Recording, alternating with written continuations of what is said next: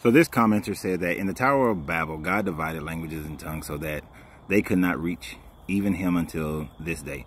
But they are worshiping one God in different cultures. Do good, not bad. Do bad, not good. You get me? I get you in that last statement. And it's getting dark out here. But what I don't get you in is in your first part of your statement.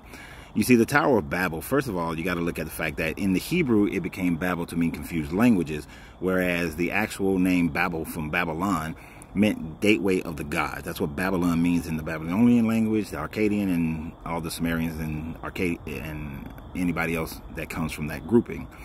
So it means gateway of the gods. It was the gateway of the gods because in the Sumerian story, it was the gateway for the worship of Marduk, who was at war against Enlil, and they built a tower was built as a communication tower for Marduk to communicate with his forces around the world as they fought against Enlil.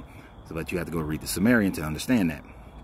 Now, as far as confusion of language, even in your Bible, your story does not corroborate the Tower of Babel, because you see, from the children of Shem, is it Shem? No, not Shem, Jeshaphat.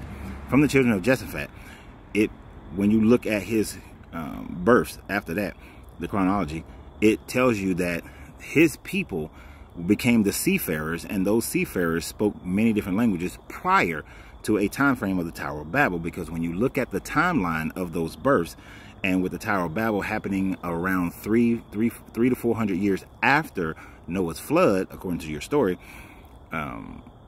those generations would have already been born prior to the Tower of Babel. And since and some of those people were the Phoenicians, those people already had their own spoken language prior to the Tower of Babel. So in no way could the whole world have spoken one language at that time. Plus, there are other dead languages that we don't speak, meaning that no one speaks those today, that demonstrates that those languages have been around prior, like ancient Chinese, well, Mandarin was around. Different African languages were around during that time frame. The Egyptian language had already been around before the time frame of the Tower of Babel, even though they tried to ascribe one of Ham's children, Mizraim, as the progenitor of Egypt.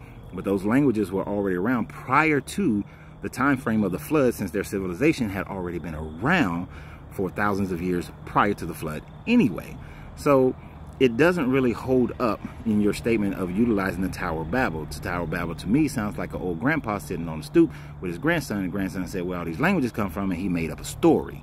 That's where what the Tower of Babel sounds like. Or the fact that they recognized that it was Marduk's communication tower, and then once that tower was destroyed by Enlil, then Marduk couldn't communicate with his forces, so they lost the war. That part.